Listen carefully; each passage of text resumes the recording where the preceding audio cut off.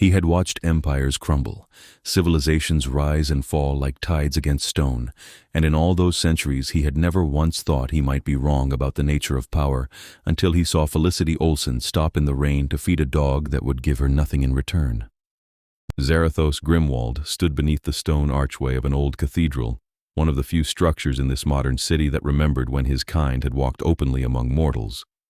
The rain fell in sheets, turning the streets into rivers of reflected neon and gaslight.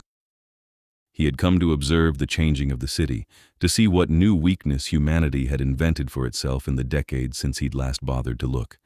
Instead, he watched a woman in a threadbare coat pause on her way past the alley where a stray dog shivered against a dumpster. She was late. He could see it in the way she kept glancing at her phone, in the tension of her shoulders. She wore the uniform of one of the chain restaurants 3 blocks over, the kind that fired employees for tardiness without a second thought. She had perhaps 2 minutes to make a 5-minute walk. Any rational creature would have hurried past. She knelt in the rain instead. From her pocket, she pulled a wrapped sandwich, probably her dinner, possibly her only meal. The dog was skin and bones, its fur matted with filth and rain. It growled when she approached, teeth bared in fear rather than aggression. She didn't flinch. She unwrapped the sandwich, broke it into pieces, and set them down just within the dog's reach. Then she waited, crouched in the downpour, speaking softly. He couldn't hear the words from this distance, but he could see the patience in her posture, the gentle persistence. The dog ate. She smiled. The expression transformed her face from merely human to something that made Zarathos's chest constrict with an emotion he had not felt in so long he almost didn't recognize it. Not hunger, though that was always present. Something older and more dangerous than appetite. Wonder. She stood, glanced at her phone again, and ran. She would be late anyway now. She had sacrificed her job security, her dinner, and her comfort for a creature that could offer her nothing. It was foolish. It was impractical. It was the kind of softness that got people killed in the world he had built for himself, the world where mercy was a blade that cut the hand that wielded it. He wanted her. Not just her blood, though from this distance he could hear the rhythm of her heartbeat, smell the sweetness of her life. He wanted to understand what kind of person still chose kindness when the world punished them for it. He wanted to know if that light in her eyes was real, or just the naive optimism of someone who hadn't yet learned how cruel existence could be. He wanted to test whether that softness would shatter or strengthen under pressure. He wanted her beside him, wearing a crown, teaching him what he had forgotten in 1,000 years of ruling through fear. The decision settled into his bones with the weight of inevitability. Zarathos Grimwald, king of the northern bloodlines, holder of the throne of thorns, master of the covenant of the long night, had just chosen his queen. She didn't know it yet. She didn't even know he existed. But he was a patient creature, and he always got what he wanted. He stepped into the rain and followed her. The restaurant was as charmless as he'd expected, all fluorescent lighting and the smell of overcooked food. He watched through the window as Felicity rushed in 7 minutes late, watched her manager, a balding man with the petty cruelty of someone given the smallest amount of power, berate her in front of customers and staff. She took it with her head slightly bowed, apologizing, explaining about the rain. The manager didn't care. He docked her pay and sent her to work the closing shift as punishment. She didn't argue. She tied on her apron and got to work. Zarathos watched her for 3 hours. It wasn't difficult. The evening crowds ignored him when he wanted them to, a small working of will that made their attention slide past him like water off glass. He sat in the corner booth and watched Felicity Olsen serve tables, clean spills, and endure the casual rudeness of customers who saw her as little more than an extension of the restaurant itself. She was kind to all of them. Patient with the elderly man who couldn't decide what to order, gentle with the child who spilled juice across the table, professional with the businessman who snapped his fingers at her like she was a dog herself. She was exhausted. He could see it in the slight drag of her steps, the way she had to force the smile when she approached each new table. She was hungry too. Her stomach growled audibly every time she passed the kitchen, but she didn't eat. Couldn't afford to, probably, not after giving away her dinner. By the time her shift ended at midnight, Zarathos had made his plans. He waited for her outside, in the alley where employees left through the back. She emerged into the night with her coat pulled tight, her phone in one hand for safety's sake. Smart. The city was dangerous after dark, especially for women alone. She didn't know that the greatest danger for Miles stood 3 feet away, watching her lock the door. "Felicity Olsen," he said. She spun, startled, raising the phone like a weapon. When she saw him, her expression went from fear to confusion. He knew what he looked like to mortals, tall and pale, his hair white as fresh snow despite the youthful angles of his face, his eyes darker than the spaces between stars. He wore clothing from another era, tailored perfectly but unmistakably old-fashioned. A long black coat, a shirt with too many buttons, boots instead of sneakers. "How do you know my name?" Her voice was steadier than her hands. "I know many things." He kept his distance, letting her maintain the illusion of safety. "I watched you earlier tonight, in the rain." Her confusion deepened, then cleared into something like embarrassment. "The dog?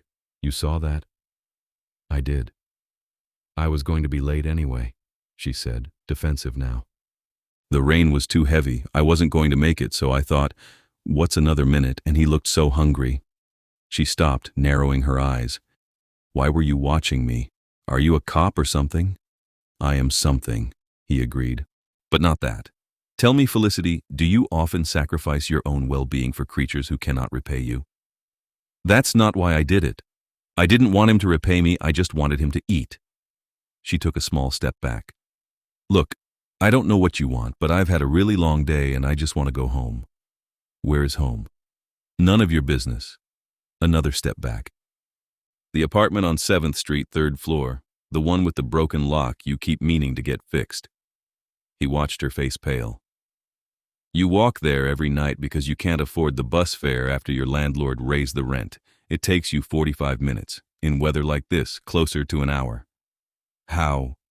Her phone was up now, fingers hovering over the emergency call button. "Who are you? What do you want?" "My name is Zarathos," he said simply, "and I want to offer you a choice. I'm calling the police. You can try. They won't arrive in time and they wouldn't be able to help you even if they did.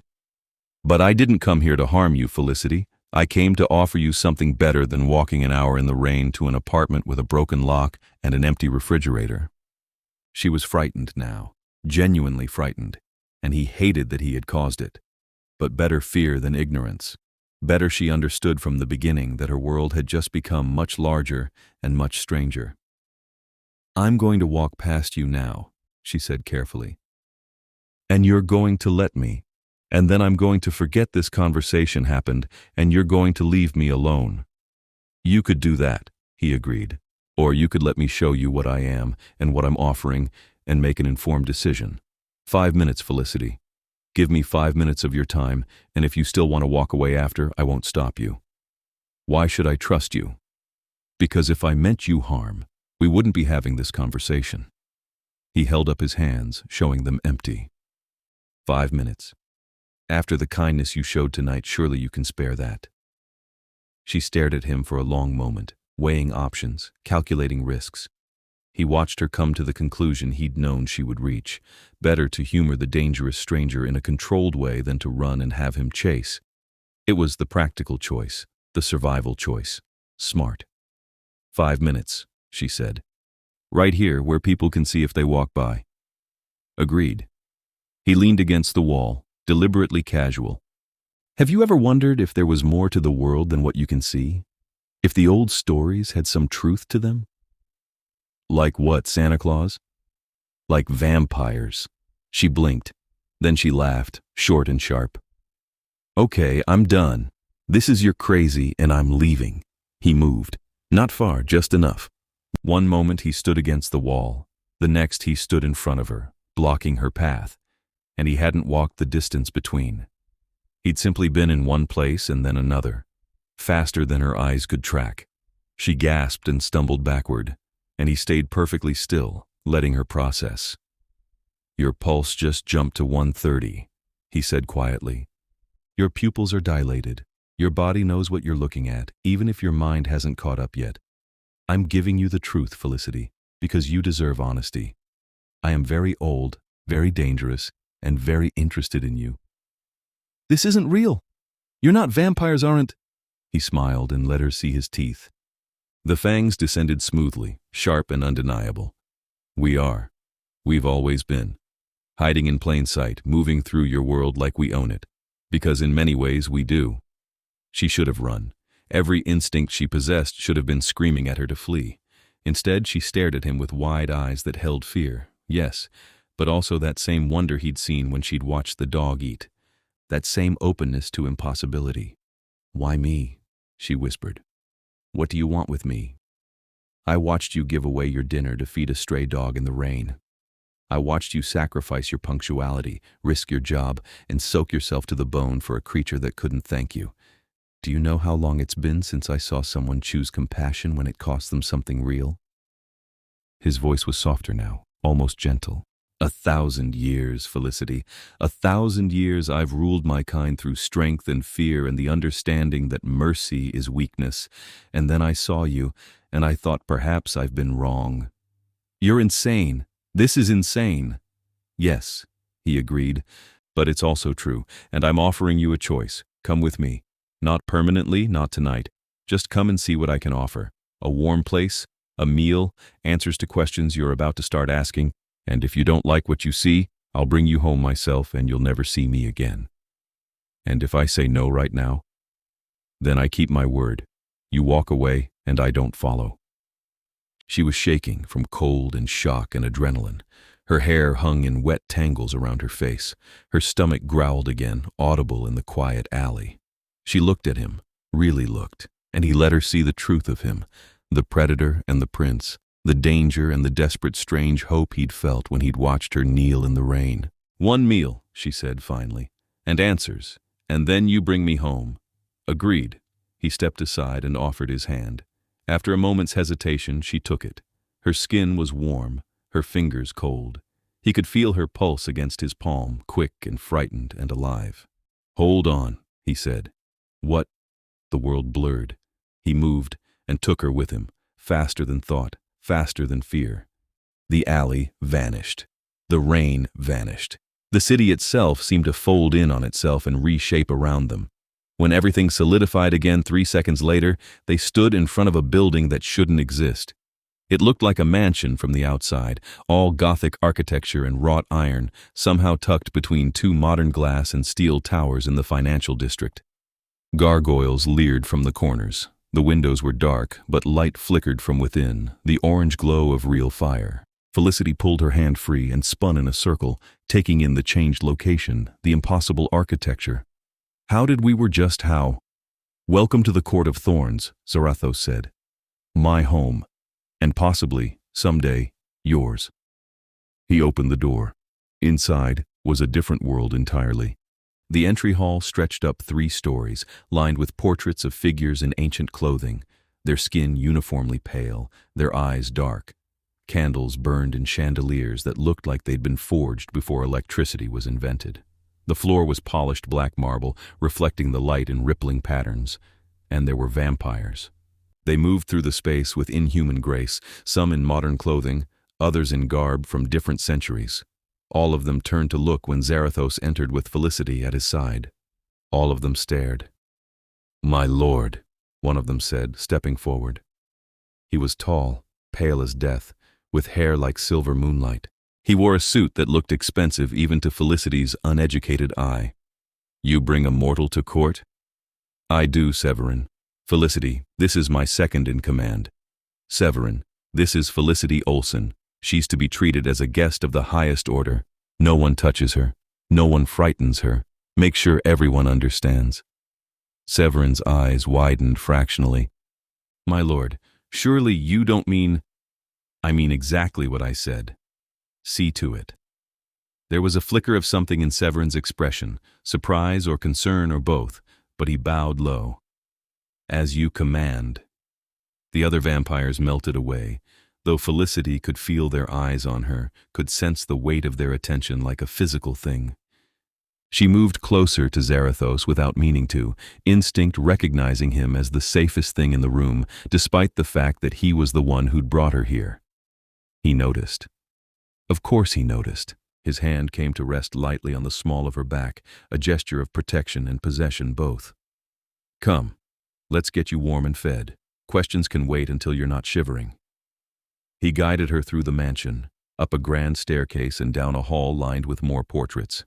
She caught glimpses of rooms as they passed, a library with floor-to-ceiling books, a ballroom with a floor like glass, a gallery filled with artwork she suspected belonged in museums.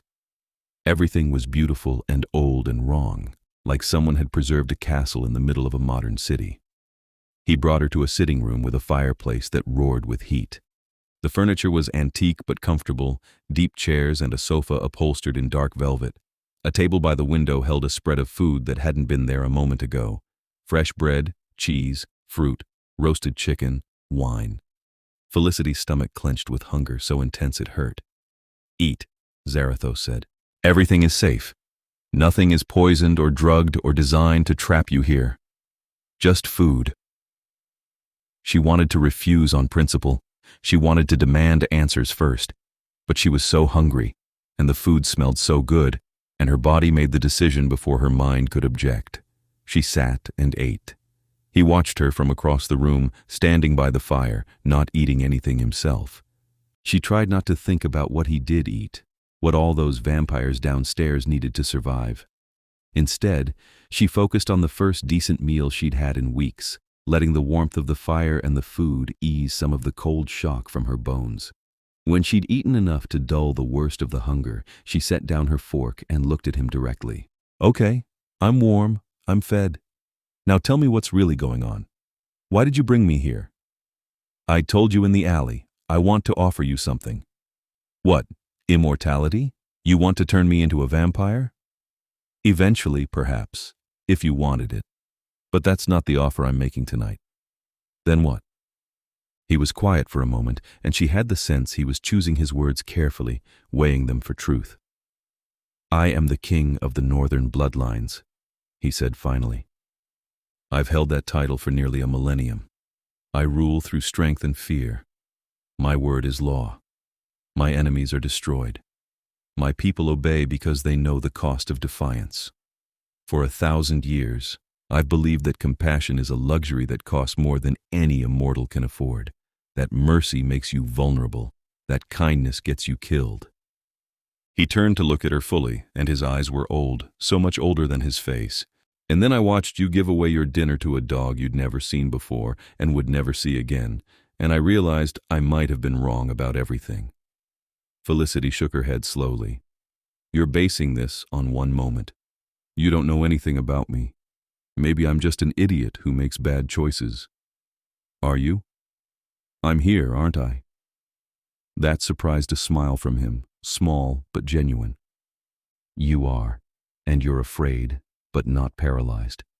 Cautious but not closed. You're listening instead of screaming. That takes remarkable courage. Or remarkable stupidity.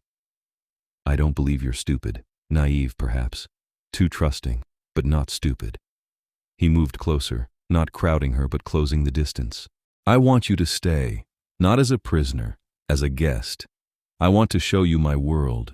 I want to understand how you've kept that softness intact in a life that clearly hasn't been kind to you, and I want to see if I can learn from it. Learn what? How to be something other than a monster.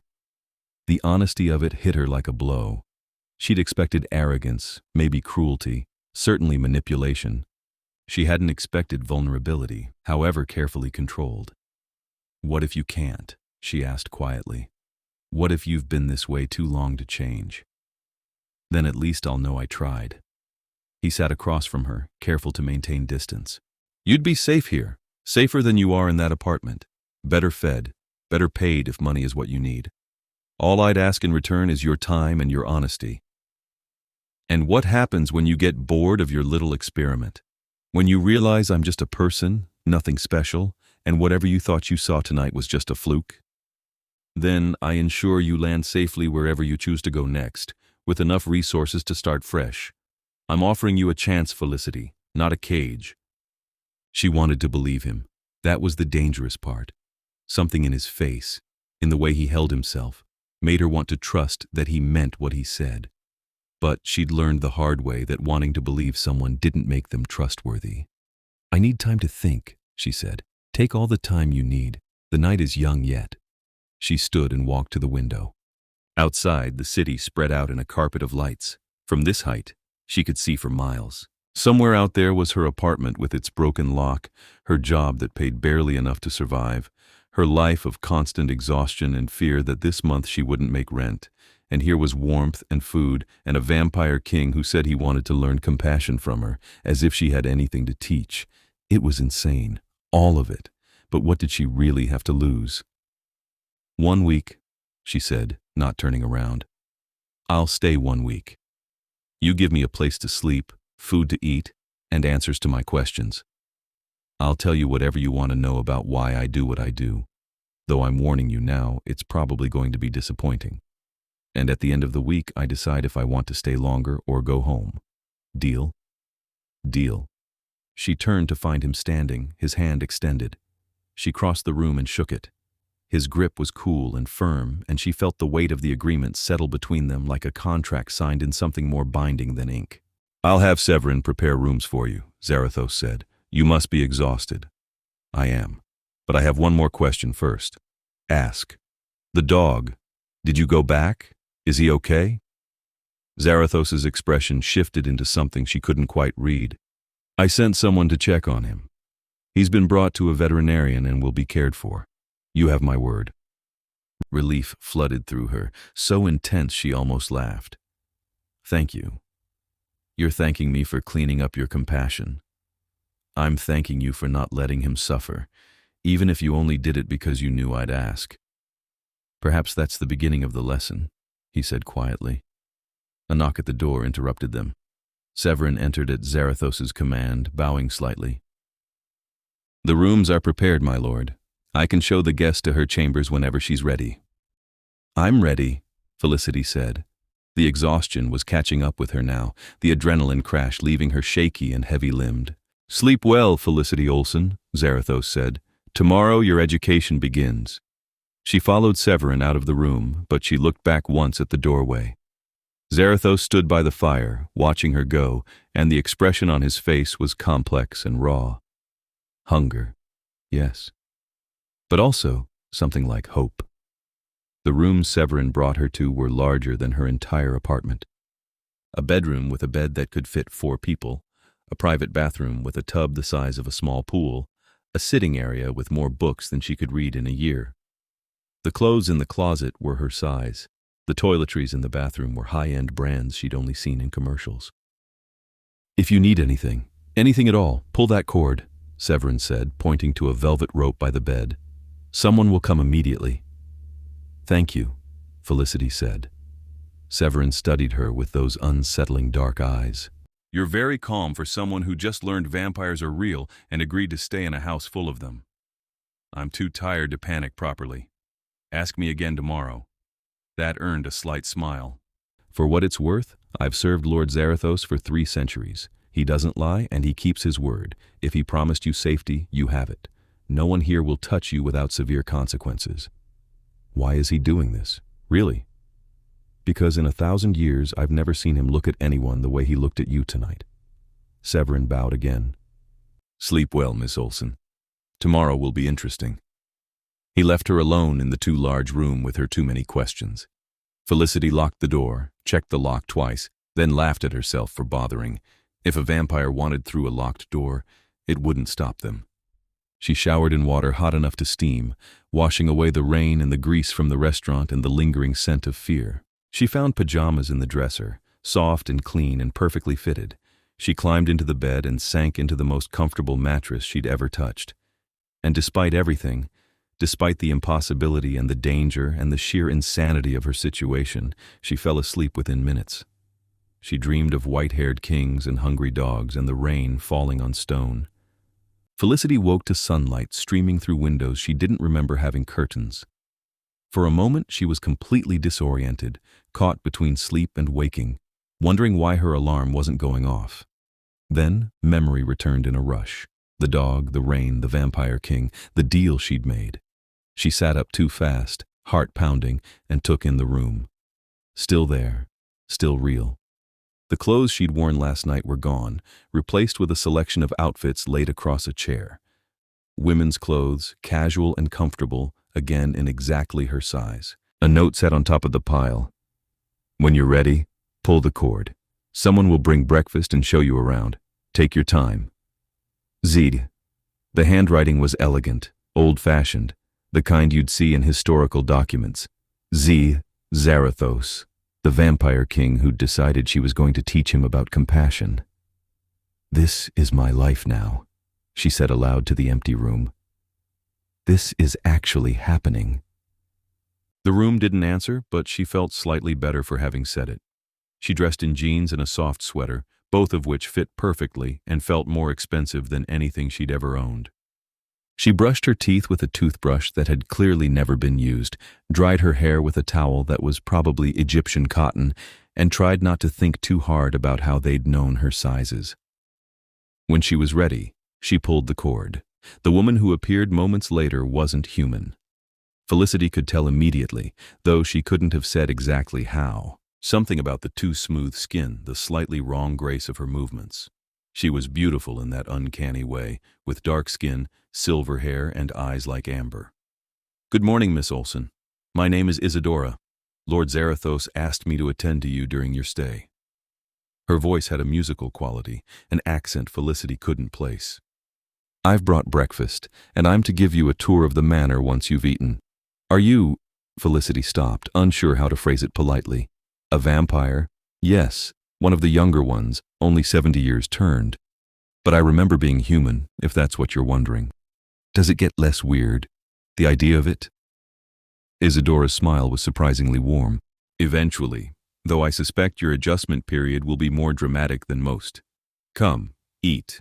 Lord Zarathos said to let you have all the time you need, but he's hoping to speak with you this evening." Breakfast was a spread that put last night's dinner to shame. Fresh pastries, fruit, coffee that smelled like heaven, eggs cooked perfectly, bacon, toast, jam. Felicity ate while Isadora explained the basics. The mansion was called Thornhaven. It existed partially outside normal space, which was why it could occupy a space in the financial district that clearly wasn't large enough to contain it. It served as the seat of power for the northern bloodlines, which controlled territory from here to the Canadian border. About 50 vampires lived here permanently, along with a handful of human servants who'd chosen to work for the court in exchange for protection and payment. "Chosen?" Felicity asked, setting down her coffee. "Not compelled or forced?" "Lord Zarathos forbids forced servitude. You can't serve well if you're coerced. The humans who work here do so of their own free will, and they're paid very well for it. They also can't be fed from without permission, and they're free to leave whenever they choose." "Do they leave?" "Sometimes, but most stay. It's a good life if you don't mind the strangeness." After breakfast, Isadora led her on a tour that made Felicity's head spin. Thornhaven was enormous, a sprawling, impossible structure with rooms from different eras, different architectural styles, all somehow flowing together. There was a library with books in languages Felicity didn't recognize, a training room where vampires practiced combat with weapons that looked ancient, a gallery full of artwork spanning centuries, a greenhouse filled with night-blooming flowers. "We can't go outside during the day," Isadora explained. "The sun is one of the few things that can truly kill us. So, we bring the outside in where we can."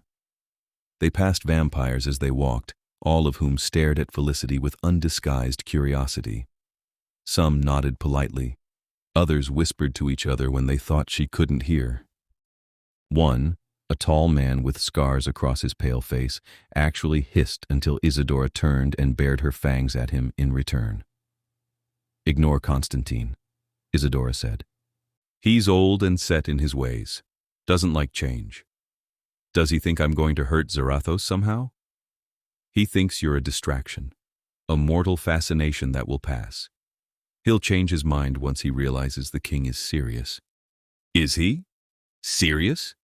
Isadora stopped walking and turned to face her fully. "Miss Olsen, in the 3 centuries I've been here, I've never seen Lord Zarathos bring anyone to court as a guest, never seen him offer protection to a mortal, never heard him speak of learning or changing or questioning his own rule. You've been here less than a day and already things are different. So yes, I think he's very serious indeed. That should have been reassuring. Instead, it made Felicity's stomach clench with anxiety. She'd agreed to 1 week of answering questions, not to being the catalyst for some kind of vampire political upheaval. "What if I can't give him whatever he's looking for?" she asked quietly. "Then you can't. But I don't think that's what he's looking for. I think he's looking for permission to be something other than what he's had to be." Isadora resumed walking. "Come, let me show you the gardens. They're my favorite part." The gardens were underground, in a massive cavern lit by artificial sunlight. Plants grew in wild profusion, flowers and trees and climbing vines creating a jungle of green and color. The air smelled alive, rich with growth and earth. In the center was a fountain, and around it, benches where several vampires sat reading or talking quietly. "It's beautiful," Felicity said honestly. "It's necessary. When you live forever, you need beauty to make it bearable." Isadora led her to a bench by the fountain. "You have questions. I can see them building behind your eyes. Ask. How many vampires are there in the world? A few thousand, maybe. We don't exactly take a census. We're territorial, and we tend to spread out. And you all drink blood? We do. It's not optional. But we're not monsters, despite what the stories say. Most of us feed from willing donors, or take just enough from the unwilling to sustain ourselves without causing harm. Killing attracts attention, and attention is dangerous. Does Zarathos? Lord Zarathos hasn't killed for food in centuries. He feeds from volunteers, and he pays them for it. He's careful, controlled. Some of the older ones whisper that it makes him weak, that a true king should take what he wants. But they only whisper it where he can't hear, because they know what he's capable of when challenged. Felicity tried to imagine the man she'd met last night as a killer, as a monster. It wasn't hard. She'd seen the predator in his eyes, the ancient weight of him, but she'd also seen the way he'd looked at her, the strange vulnerability when he'd admitted he thought he might be wrong. "What happened to him?" she asked. "He said something about the last time he showed mercy, someone died." "What did he mean?" Isadora's expression shuddered. "That's his story to tell, not mine. But I will say this. Lord Zarathos became king by being harder, stronger, and more ruthless than anyone else. He had to be. The vampire who ruled before him was a tyrant who made cruelty an art form. Lord Zarathos ended him, took the throne, and ruled through fear because that was the only language the court understood.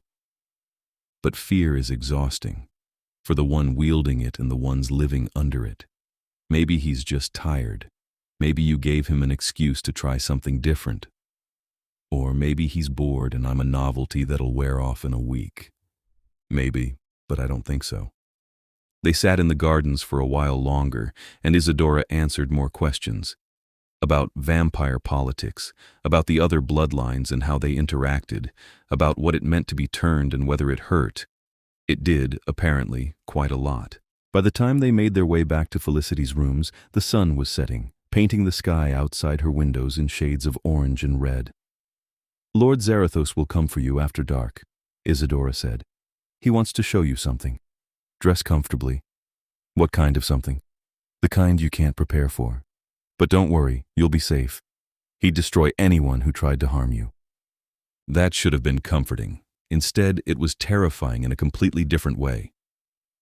Felicity changed into fresh clothes, paced her room, and tried to calm her racing thoughts. She'd agreed to a week. She could do a week, and then she could go home and pretend none of this had ever happened, assuming Zarathos kept his word, assuming she wanted to go home. That was the thought that scared her most. The knock came, just as the last light faded from the sky. Felicity opened the door to find Zarathos standing there, dressed in dark clothes that made him look like a shadow given form. His white hair was tied back, and his eyes were even darker than she remembered. "Hello, Felicity," he said. "Are you ready?" "For what?" "To see what I do when I'm not being a king." He offered his hand. After a moment, she took it. The world blurred again, that same disorienting speed that folded distance into nothing. When it resolved, they stood on a rooftop somewhere else in the city. Below them, the streets were busy with evening traffic, people hurrying home or out for the night, all of them oblivious to the two figures watching from above. "Why are we here?" Felicity asked. "Because I want to show you something true." Zarathos moved to the edge of the roof, looking down. "You asked last night if I was basing everything on one moment. You're right to be skeptical. So I'm going to show you what I've built over 1,000 years of ruling through fear, and you're going to tell me if you think it's worth keeping." He gestured down at the street. "Do you see the woman in the blue coat? The one walking alone?" Felicity followed his gaze and found her. A woman in her 30s, clutching her purse, walking quickly. "She's being followed," Zarathos said quietly. "The man in the black jacket, 20 feet behind her. He's been tracking her for 3 blocks. In another minute, he's going to attack her in that alley." Felicity's breath caught. "We have to help her." "We will. But I want you to see how first." His voice was calm, matter-of-fact. "Watch." The woman turned into the alley, a shortcut toward the lights of a busier street. The man followed, and Zarathos moved, dropping off the roof in a fall that should have killed him, landing silently in the alley below. Felicity watched from above, her heart in her throat.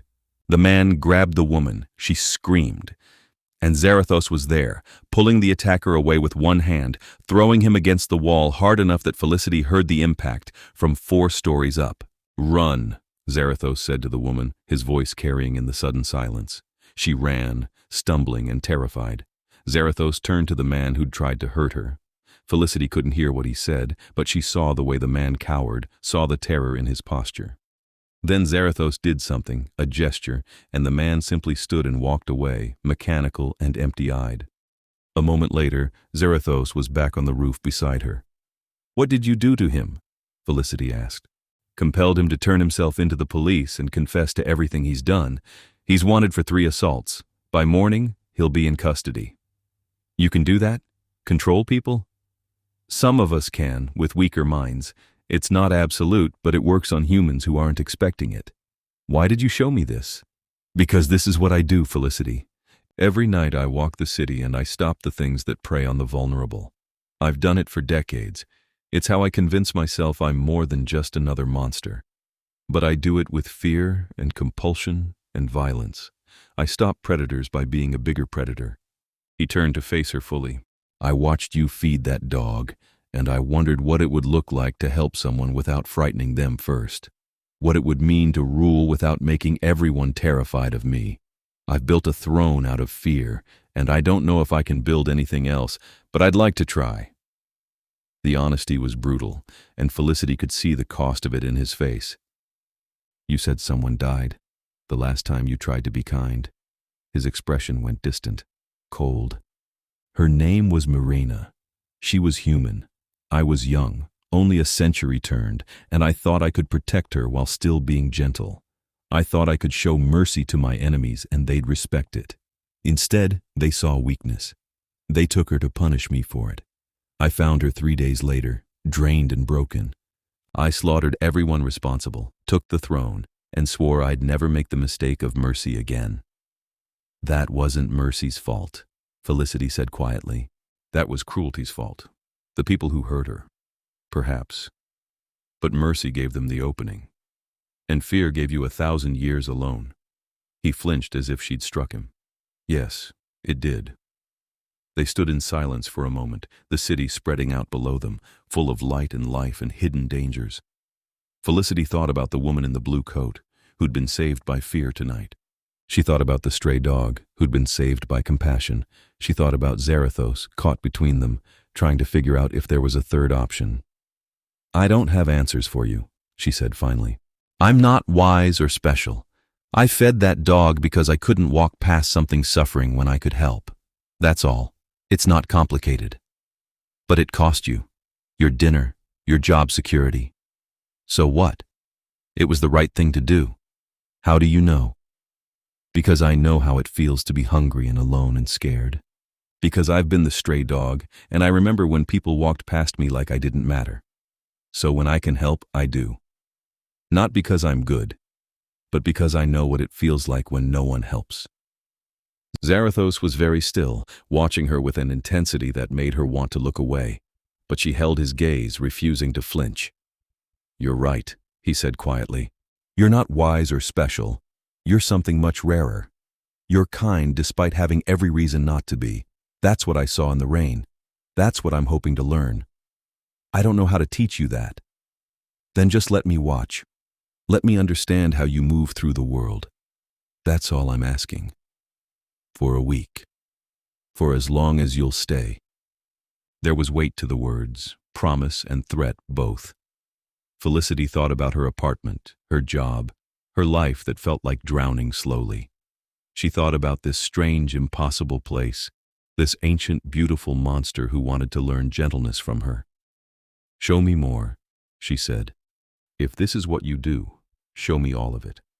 I'll tell you what I think, and you can decide if it's worth anything." His smile was small and startling and real. "Then we have a deal, Felicity Olsen." They spent the night moving through the city, Zarathos carrying her with that impossible speed from place to place. He showed her his territory, explained the invisible boundaries that kept the vampire bloodlines from warring with each other. He pointed out places where the supernatural pressed close to the mundane. A nightclub run by vampires as a feeding ground, a hospital that paid for donated blood and didn't ask too many questions, a church that had been consecrated by a priest who knew what he was protecting against, and he showed her his justice. They stopped 3 more attacks that night. Each time, Zarathos intervened with overwhelming force, protecting the innocent by terrifying the guilty. Each time, Felicity watched him compel the predators to turn themselves in, watched him erase memories of his presence, watched him save lives through fear. "You're trying to make me see you as a monster," she said after the 3rd one. "I am a monster. You're a protector who uses monstrous methods. That's not the same thing. Isn't it? The people you saved tonight don't think so. Even if they don't remember you, they went home safe. That matters. But I frightened them to do it.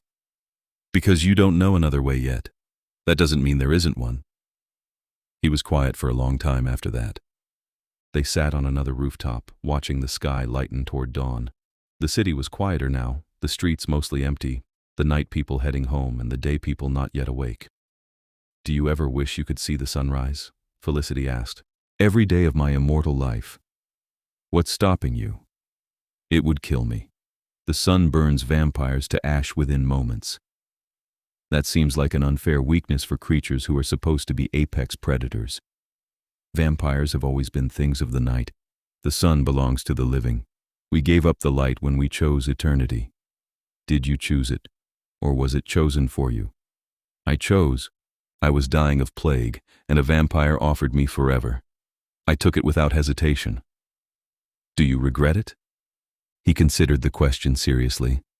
"I regret the things I've done with forever, but not forever itself. There's too much beauty in the world to want to leave it. Even if you can't see half of it, even then." The sky was turning pink now, the sun minutes away. Zarathos stood and offered his hand. "We need to go back. Dawn isn't kind to my people." Felicity took his hand and let him carry her back to Thornhaven. By the time they arrived, the sun was cresting the horizon, and she felt the whole manor settle into a different kind of quiet as the vampires retreated to windowless rooms and buried chambers. "You should sleep," Zarathos said. "I've kept you up all night." "What about you?" "I'll rest soon, but first I have matters to attend to. Being king doesn't stop just because I've found something more interesting to focus on." "More interesting than ruling vampires?" "Much more interesting." His gaze was direct, warm. "Thank you for tonight, Felicity. For watching, for not judging." "I did judge. I'm just still forming conclusions." "That's all I can ask." He left her at her door with a slight bow that should have been ridiculous but somehow wasn't. Felicity went inside, exhausted and overwhelmed, and fell asleep thinking about white-haired kings who wanted to learn to be kind. She woke in the afternoon to find Isadora waiting with lunch and an invitation. "Lord Zarathos requests your presence at the evening council," Isadora said. "He wants you to see how he rules." "Why?" "Because you asked to see all of it. This is all of it." The council chamber was deep in Thornhaven, a room that felt like it had been carved from a single piece of stone. The ceiling was vaulted and dark, the walls lined with banners bearing symbols Felicity didn't recognize. A long table dominated the center, and around it sat a dozen vampires, all of them ancient, all of them radiating power. Zarathos sat at the head in a chair that was throne in all but name. He'd changed into formal clothing, a long coat over a dark shirt, looking every inch the king. Severin sat at his right hand.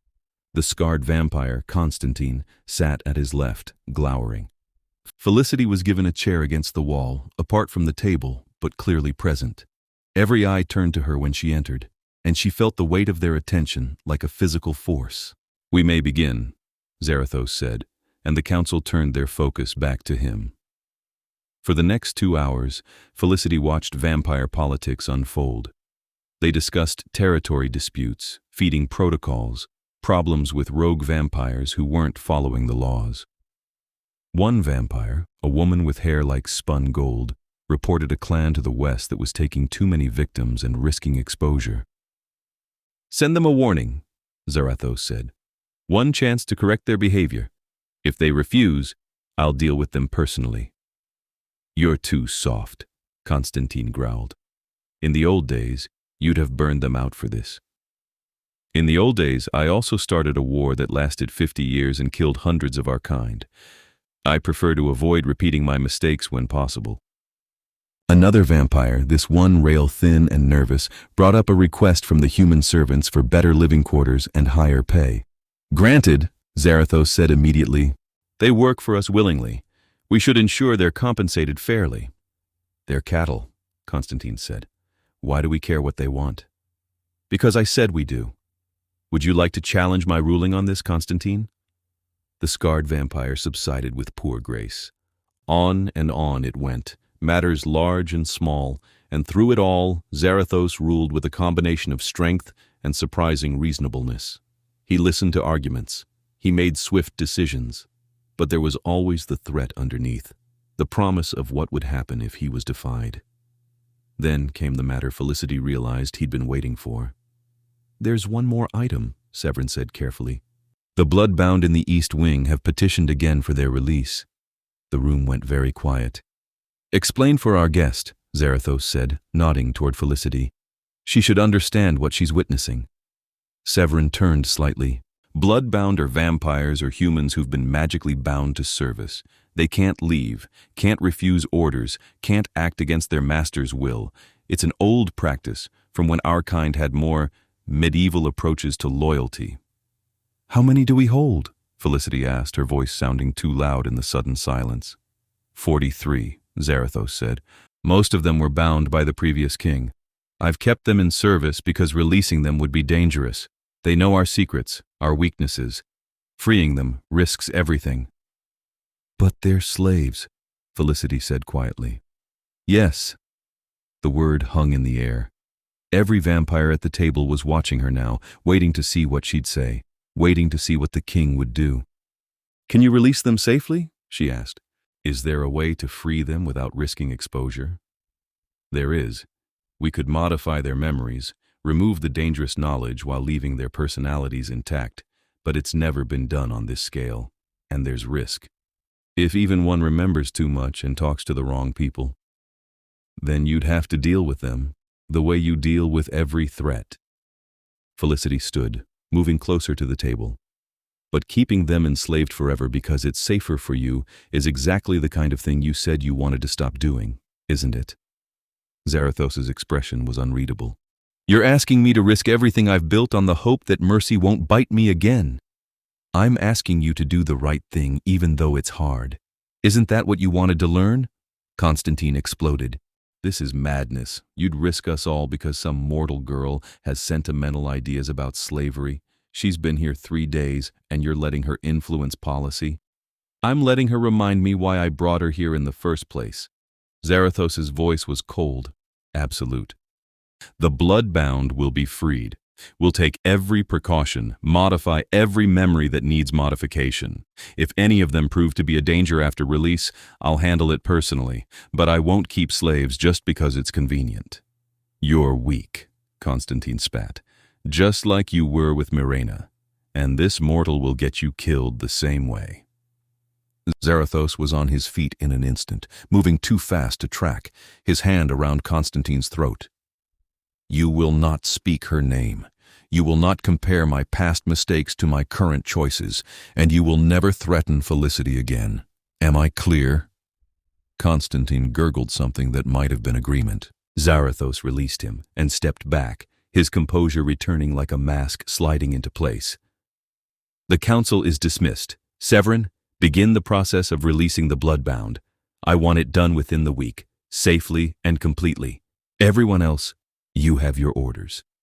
The vampires filed out, some quickly, others casting lingering glances at Felicity.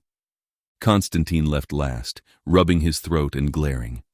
When they were alone, Zarathos turned to Felicity. "You just cost me considerable political capital. I'm sorry. I shouldn't have spoken. It wasn't my place." "No, you should have. That's exactly why you're here. But understand, every choice like this makes me look weak to the ones who still believe strength means cruelty. I can handle it, but there will be consequences. If you don't want to do it, I do want to do it. That's the problem. You're right. Keeping them bound is convenient, but it's wrong. I've known it was wrong for decades. You just gave me the excuse to finally act on it." He ran a hand through his white hair, suddenly looking tired. "Severin was right. You've been here 3 days and you've already changed things. Change them for better or worse? Ask me in a week." They stood in the empty council chamber, the weight of what had just happened settling between them.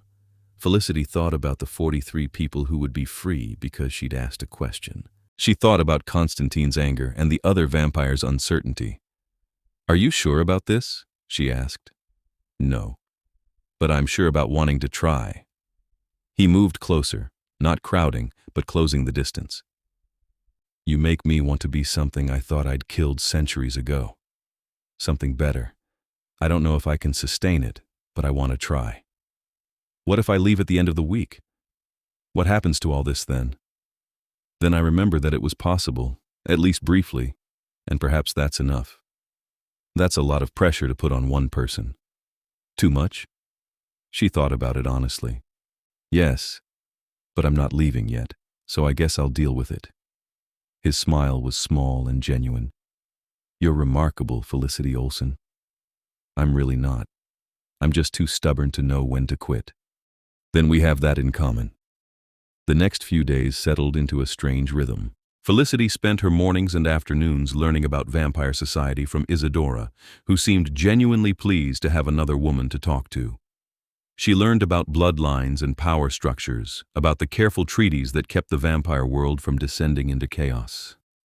She learned that Zarathos's kingdom was considered one of the most stable, and that stability came from his reputation for ruthless efficiency. She also learned that the same reputation made him lonely. "He doesn't have friends," Isadora explained one afternoon in the gardens.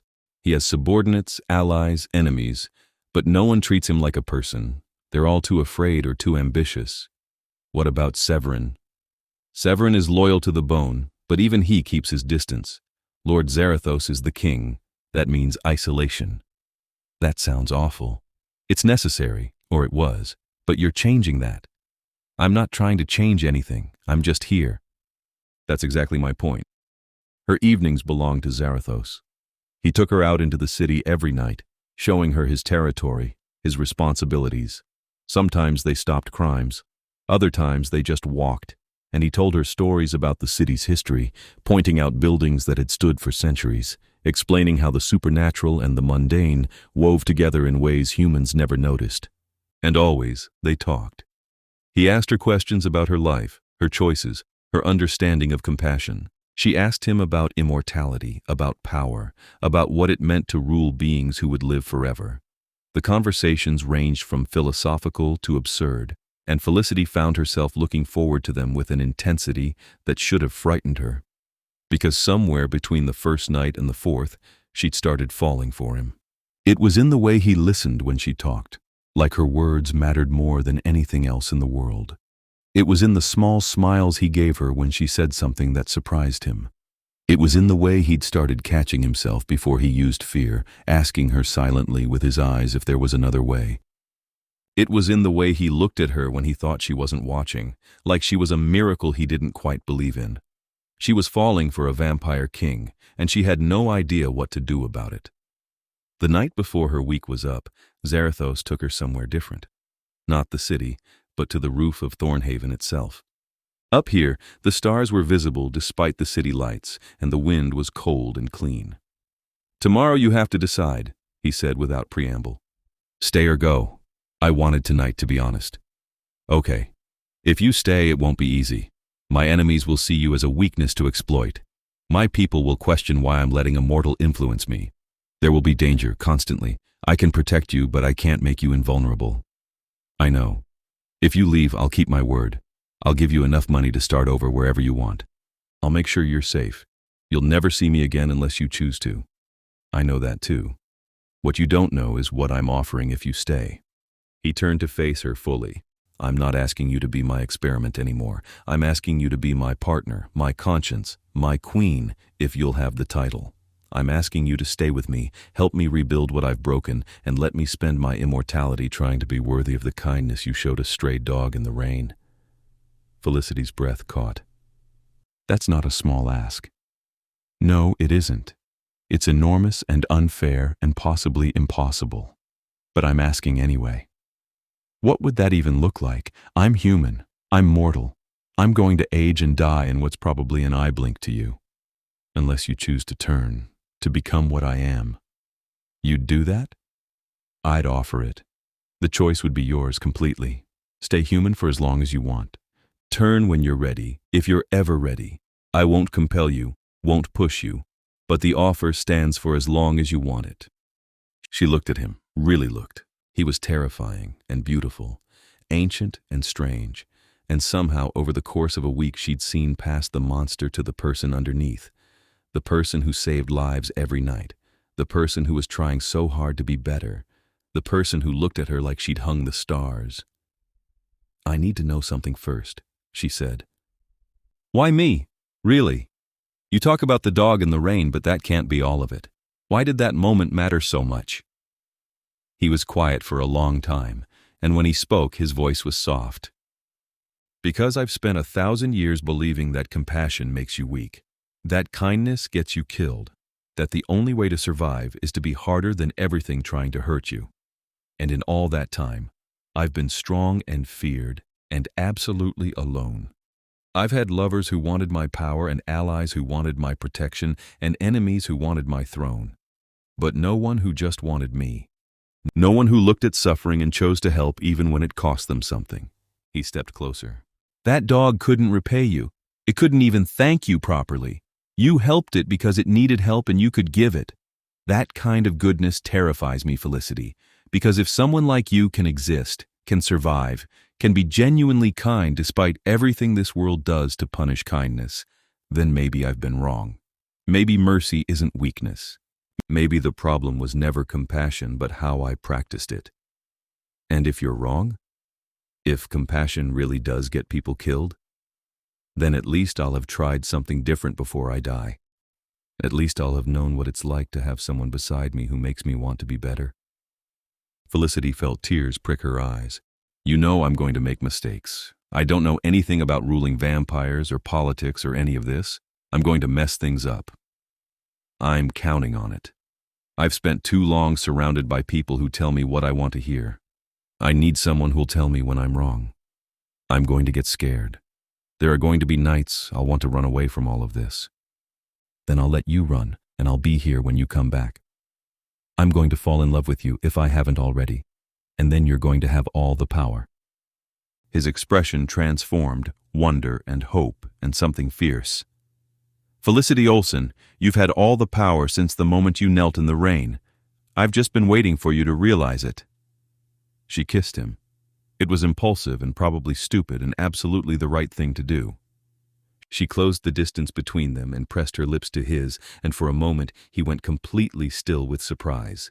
Then he kissed her back, his arms coming around her carefully like she was something precious he was afraid to break. He was cold, inhuman, dangerous. He was also gentle and careful in kissing her like she was the answer to a question he'd been asking for centuries.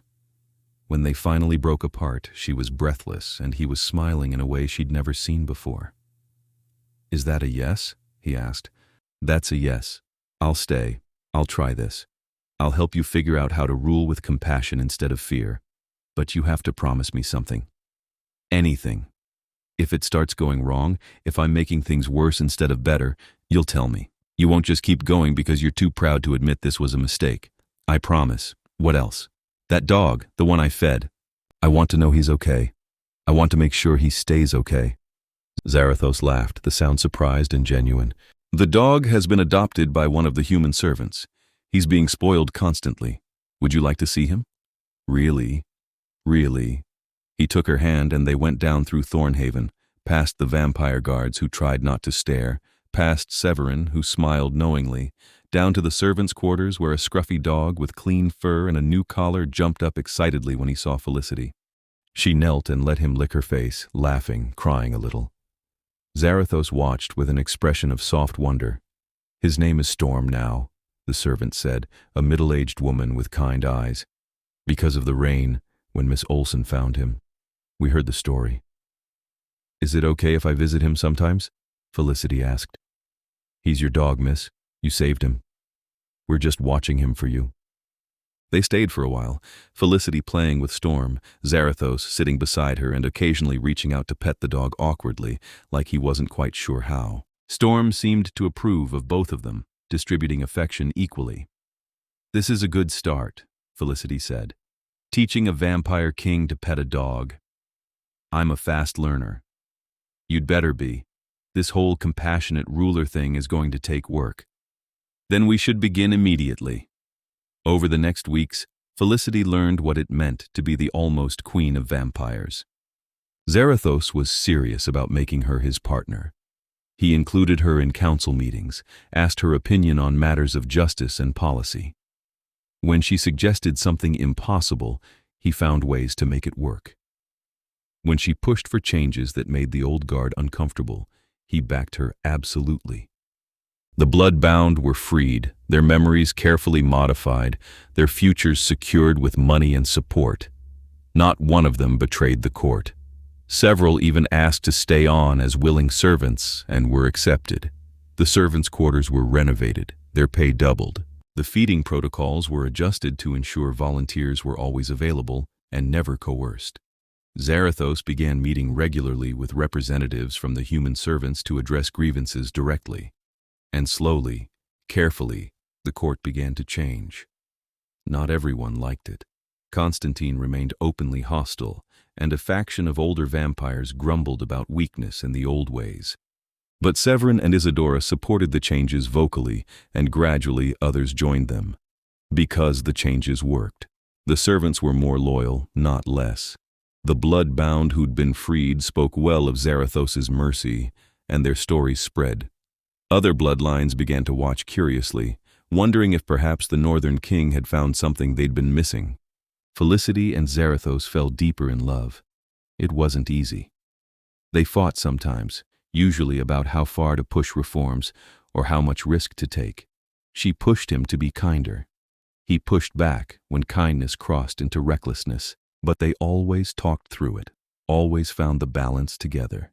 He courted her in old-fashioned ways. Flowers that bloomed only at night, music played by vampires who'd been alive when Mozart was young, dancing in the ballroom with just the two of them in the moonlight. He showed her the world through immortal eyes, teaching her to see the beauty and permanence and change both.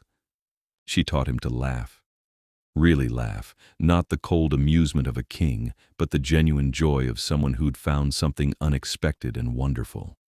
She taught him to question his instinct toward fear, to ask himself if there was a kinder way before resorting to threats. She taught him that being vulnerable wasn't the same as being weak. 6 months after that first night in the rain, Zarathos called a full gathering of the court. Every vampire in the territory came, filling Thornhaven to capacity. Rumors had been spreading for weeks about what the king was planning, but no one knew for certain. Felicity stood beside his throne, wearing a dress of midnight blue that Isadora had helped her pick out. She was nervous, but Zarathos's hand found hers and squeezed gently. "Thank you all for coming," Zarathos said, his voice carrying through the vast chamber. "I've called you here to witness a change. For 1,000 years I've ruled through strength and fear. I've been a good king by the old measures, strong, ruthless, effective. But I've also been isolated, suspicious, and exhausted by the weight of maintaining power through threat alone." He stood, bringing Felicity with him. "6 months ago, I saw a mortal woman feed a stray dog in the rain. It was a small moment, meaningless to anyone but her and the animal. But it changed everything for me, because in that moment, I saw someone choose compassion when it cost them something, and I realized I'd spent a millennium avoiding that choice because I was afraid." Murmurs ran through the crowd. Zarathos continued, "I was right to be afraid. Compassion is harder than cruelty. Mercy takes more strength than violence. Building something is always more difficult than tearing it down. But these past months have taught me that it's also more rewarding. Our court is stronger now than it's ever been, more loyal, more stable. Not because you fear me, but because you've seen me try to be better." He turned to Felicity, his expression open and honest. "This woman has taught me what it means to rule with compassion. She's questioned me, challenged me, and supported me. She's made me want to be more than just a king. She's made me want to be someone worthy of standing beside." He knelt, and the entire court gasped. A vampire king did not kneel, ever. "Felicity Olsen," Zarathos said clearly, "will you marry me?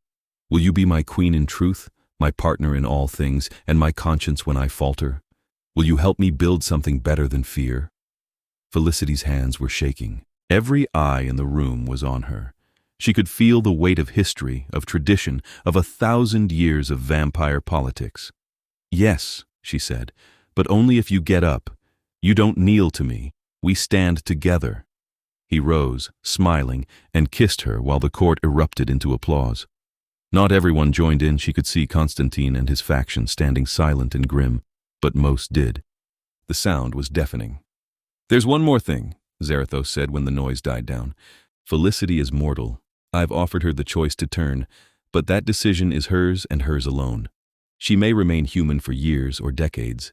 She may choose never to turn. Either way, she is to be accorded every respect and protection due to a queen. Anyone who harms her or plots against her will answer to me personally. Am I clear?" The court responded with a chorus of acknowledgement. Severin stepped forward, smiling.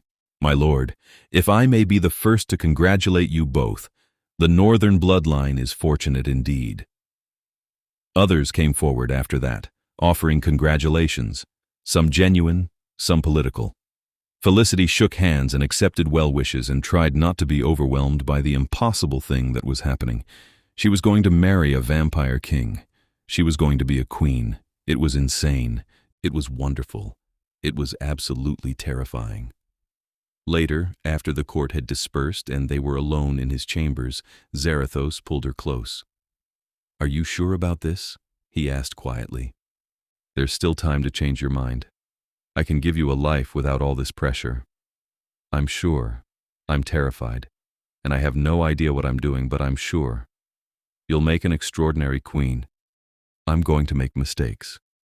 Then we'll fix them together." She kissed him, pouring everything she felt into it. When they broke apart, she asked the question she'd been holding on to. "When I'm ready, and I'm not saying I am, not yet, but when I'm ready to turn, will it hurt?" "Yes, the transformation is painful, but I'll be with you the entire time, and it doesn't last long. A few hours, maybe a day. Will I still be me? You'll be more yourself than ever, stronger, faster, sharper, but still you. Still the woman who feeds stray dogs in the rain. What about the sun? I'll never see another sunrise." "No, but you'll see the night in ways you can't imagine. And you'll have forever to explore it." "Forever is a long time." "It is, but I promise it won't be boring." She laughed, leaning into his chest. "I love you, you know. Even though you're a dramatic vampire king with a throne made of thorns and 1,000 years of emotional baggage. I love you too. Even though you're an impossibly kind mortal who makes me want to be better and keeps feeding dogs, I'm supposed to be intimidating. They stayed like that for a while, wrapped in each other, planning a future that should have been impossible. The wedding was held a month later, a combination of human and vampire traditions that confused everyone and somehow worked anyway. Felicity wore white, Zarathos wore black, and they exchanged vows in front of a court that was slowly learning to accept that their king had changed. The ceremony was beautiful, traditional, and only slightly interrupted when Constantine stood and formally challenged Zarathos' right to marry a mortal. "She weakens us," Constantine declared. "This marriage is a mistake that will destroy everything you've built." "Then challenge me properly," Zarathos said coldly. "If you think I'm unfit to rule, face me, but don't hide behind politics and pretend it's about her. This is about you being afraid of change." Constantine bared his fangs. "Fine. I challenge your right to the throne. Tomorrow night, traditional combat to the death." The court went silent. Felicity's hand found Zarathos's, gripping tight. "Accepted," Zarathos said. "Tomorrow night. And when I win, this is the last challenge you'll ever make. Swear it. When I win, the mortal leaves and we return to the old ways. Swear it." Agreed. The ceremony concluded, but the celebration was muted. Everyone knew what was coming. Tomorrow night, their king would fight for his throne and his choice of bride. Felicity was terrified. "He's ancient," Severin told her quietly. "Strong, fast, vicious. He's been alive almost as long as Lord Zarathos. This won't be easy." "Can Zarathos win?" "If he fights like he used to, yes, but he's been practicing restraint, mercy. Those instincts might cost him." "So what do I do?" "Remind him why he's fighting. Not to keep the throne, but to keep you." The next night, the court gathered in the ancient combat circle beneath Thornhaven, a space that had seen 100 challenges over the centuries. Felicity stood at the edge with Isadora and Severin, watching as Zarathos and Constantine faced each other. They'd stripped to the waist, showing the pale musculature of predators who'd hunted for centuries. Constantine's scars were stark against his skin. Zarathos looked like carved marble, cold and perfect. "Begin," Severin declared. They moved faster than Felicity's eyes could fully track, a blur of violence and grace. Constantine struck first, claws raking across Zarathos' chest and drawing black blood. Zarathos retaliated with a blow that sent Constantine flying into the stone wall hard enough to crack it. Back and forth they went, trading attacks that would have killed a mortal instantly. Felicity watched in horror as Zarathos took damage, as he bled, as Constantine's viciousness began to overwhelm his carefully practiced restraint. "He's holding back," Isadora whispered. "He's trying not to kill him." "Why?" "Because he's changed. Because you taught him mercy. But mercy is going to get him killed if he doesn't abandon it soon." Constantine got Zarathos in a hold, fangs inches from his throat. "You're weak," Constantine snarled. "Just like I said, that mortal made you soft, and now you'll die for it." Zarathos' eyes found Felicity's across the circle. She saw the question there, saw him asking if this was worth it, if he should abandon everything he'd learned to survive. She mouthed one word: "Together." Something changed in his expression. He stopped holding back, but not the way Constantine expected. He didn't embrace cruelty, he embraced certainty. With a surge of power, Zarathos broke the hold and struck back with overwhelming force.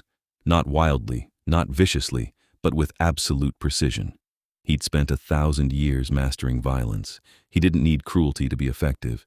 In 3 moves, he had Constantine on the ground, defeated but alive. "Yield," Zarathos said. "Never. Then die. But understand, you're not dying to the monster you remember. You're dying to the king I chose to become. The one who's strong enough to be kind, and kind enough to still be strong when it matters." He struck once, final and fast. Constantine turned to ash. The court was silent. Then Severin spoke. "The challenge is answered. Long live the king." "Long live the king," the others echoed. Zarathos walked to Felicity and pulled her close. bloody and victorious and still somehow gentle. "Together," he said. "Together," she agreed. 2 years later, Felicity was ready. They'd spent that time building, changing, growing. The northern bloodlines were unrecognizable from what they'd been when Felicity first arrived. The old cruelties had been dismantled piece by piece. A network of support had been built for humans who wanted to leave abusive situations. The stray dog had become the symbol of something larger, a sanctuary for the forgotten, built in a corner of Thornhaven's grounds, where both humans and animals could find safety. Storm still lived there, fat and happy, the mascot of change. And Felicity was ready to join the world she'd been changing. "Are you sure?" Zarathos asked one final time. "I'm sure. I want forever with you. I want to see what we can build together. I want to watch the night sky and know we've got time to explore it all. It's going to hurt. You'll be here. Always." He bit her gently, carefully, not to feed, but to transform. His venom entered her bloodstream, ancient and powerful. The pain came immediately, fire in her veins, every cell in her body dying and remaking itself into something new. She screamed, she cried. She held on to Zarathos like he was the only solid thing in the universe, and he held her back, whispering to her through the pain, reminding her who she was, promising her what waited on the other side. The transformation took a day and a night. When she woke, the world was different. She could hear everything. Individual heartbeats in the city miles away, conversations through thick walls, the rustle of fabric like thunder. She could see in the dark, every shadow revealing details invisible to human eyes. She could smell blood and life and fear and joy, all of it overwhelming and intoxicating. And she was so hungry. "Easy," Zarathos said, holding her steady. "The hunger is intense at first, but you learn to control it. We have volunteers waiting, people who consented to help you through this. You won't hurt anyone." He was right. The first feeding was overwhelming but managed, and afterward she felt more like herself. Stronger, clearer. Still her, but more. "How do you feel?" he asked. "Like I could run for miles. Like I could lift a car. Like I've been living in a fog my whole life and someone just turned on the lights." She looked at her hands, pale now, matching his. "I'm really a vampire. You really are, my vampire queen. I'm never seeing another sunrise. No, but look." He led her to the window, threw open the curtains. The city stretched out below them, lit with a million lights, alive with sound and movement. "That's ours now. All the night, all the time. We'll make it beautiful." She kissed him, tasting immortality, tasting forever. "We already started." The years that followed were full and rich and strange. Felicity grew into her power and her role as queen. She continued pushing for reforms, but now she had the strength to back them up directly. She could face down elder vampires who questioned her, could protect the humans in their territory personally, could enforce the laws she and Zarathos wrote together. The sanctuary grew, becoming a haven for anyone who needed it. Other bloodlines began to copy the model. Slowly, vampire society shifted. Not everywhere, not completely, but enough to matter. And through it all, Felicity and Zarathos remained partners. They fought sometimes, loved often, and built something that felt like hope in a world that had forgotten what that looked like. 10 years after she turned, they stood together in the sanctuary on the anniversary of the night they'd met. Storm had passed peacefully in his sleep the year before, but his descendants ran through the space, happy and healthy. The sanctuary housed 32 people currently, all of them recovering from various hardships, all of them protected absolutely by the vampire crown. "Do you ever regret it?" Zarathos asked quietly. "Giving up your mortality, your sunlight, your normal life?" Felicity looked at the people they'd helped, the lives they'd changed. She looked at the vampire king who'd learned compassion from her and taught her strength in return. She thought about forever stretching ahead of them, full of possibility. "Not even once," she said. "This is exactly where I'm supposed to be. With me. With you. Teaching a former tyrant how to be kind. It's a full-time job, you know." He laughed, the sound free and genuine. "I'm a slow learner. Lucky for you, we have forever." They kissed while the sanctuary bustled around them, a monument to the idea that compassion could survive in a world that tried to punish it. That mercy could be a strength, not a weakness. That kindness could change even the oldest, coldest hearts if given the chance. All because a vampire king had watched a woman feed a stray dog in the rain and decided then that she would be his queen. She had been, she was, and she would be, for all the countless nights to come. Together, they walked back to Thornhaven as the stars came out, ready for whatever eternity had to offer. They'd faced challenges before and would face them again. But they'd face them together, with compassion and strength both, building a better world one choice at a time. And somewhere in the sanctuary behind them, a dog barked happily, descendants of storm playing in the moonlight, living proof that one act of kindness could ripple out and change everything. The end of the beginning, and the beginning of forever.